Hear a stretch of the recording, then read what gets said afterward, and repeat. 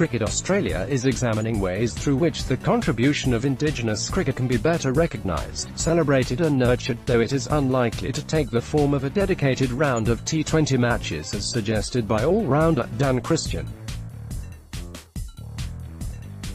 It was while leading the men's Indigenous 11 on its 150th anniversary tour of UK last month that Christian, a nationally capped limited overs player of Wiradjuri heritage, floated the idea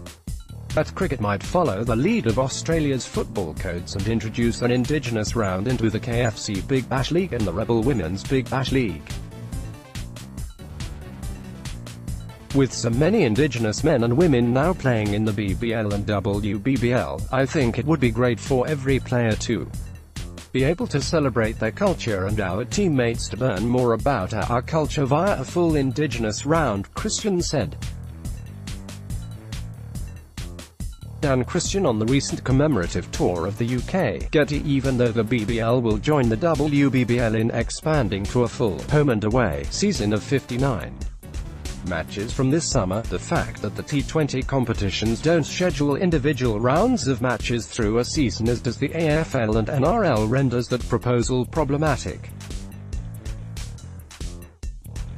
However, CA Chief Executive Officer James Sutherland has indicated the plans are afoot to ensure greater emphasis is placed on the historical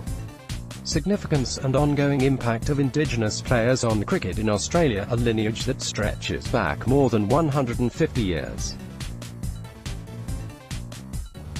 In addition to initiatives such as the UK tour by the Aboriginal men's and women's, led by Rising Australia star Ashley Gardner teams, and the annual National Indigenous Cricket Championship staged alongside the Impaja Cup in Alice Springs, CA had been exploring ways of showcasing cricket and driving greater engagement among Indigenous communities. It's such a special thing to come to a ground like this. Last summer's BBL and WBBL fixtures in Alice Springs that featured the Adelaide Strikers also included coaching clinics conducted for children from remote communities, as well as emblematic playing uniforms for all competing teams that were designed by Aboriginal artists. The Strikers have entered into a multi-year agreement with the Northern Territory government that will see them return for matches in the Red Centre for the next 2 summers. But Sutherland indicated that extra initiatives were being considered in the wake of the UK tour, which commemorated the first Australia cricket team, comprising an Aboriginal 11, to visit England during the Northern Summer of 1868. Aussie's squads come together at Lord's. There are things in place that are probably unique to cricket and its link to Australia's Indigenous heritage that we can recognise and celebrate, Sutherland told cricket.com.au. The Aboriginal Size Tour, with the support of the Commonwealth Bank, was something we were incredibly proud of.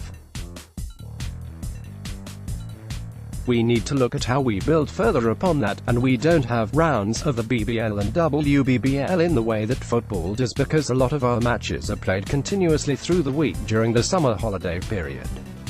But there may be opportunities to introduce some new things, and we were delighted with the success of the 2 women's Big Bash League and 1 men's BBL games in Alice Springs earlier this year. I think we can do more to celebrate our game's Indigenous history, and to hopefully make up for some of the errors in our ways in not supporting Indigenous cricket until the last couple of decades. In 2015, the Australian National University's Centre for Indigenous Studies released a 128-page report, For the Love of the Game, that was funded and supported by CA, and which found that Indigenous engagement and participation in cricket had fared poorly in comparison to the nation's major football codes. As a result, CA adopted a reconciliation action plan and implemented an Indigenous engagement strategy to help bridge the historical gap that saw just 2 players of Indigenous heritage, pace bowlers Faith Thomas in 1958 and Jason Gillespie 1996, selected for Australia teams up until the turn of the 21st century. As the first Aboriginal player to represent Australia in cricket, Thomas is being honoured during the current NAIDOC week through use of the social media hashtag Among the report's key findings was that the lost years, during which Aboriginal and Torres Strait Islander people were an almost invisible presence within Australian cricket, had fed the wider perception that little relationship existed between Indigenous players and fans, and the national game. Addressing that disconnect is one of the priorities for CA's Indigenous Engagement Strategy and Reconciliation Action Plan. Faith Thomas and Megan Shutt in Alice Springs, Getty. While the AFL and NRL celebrate the Indigenous contribution to football codes, the introduction of the National Indigenous Cricket Championships as a standalone competition designed to bring together Australia's foremost Indigenous men's and women's talents has helped to develop exposure and pathways for Aboriginal players. What's unique about cricket is that we have the National Indigenous Cricket Championships in Alice Springs each year, and that is not only a great celebration of Indigenous cricket at representative level, but it is also a keenly fought interstate competition, Sutherland said. Alongside that is a competition staged at a community level, where Indigenous clubs from regional areas and townships all over the country travel to Alice Springs and play a series of matches over the course of that same week, competing for the Empaja Cup. It's probably not quite the same profile as what we see with a BBL match being staged in centres like Alice Springs, or some of the initiatives from the NRL or AFL.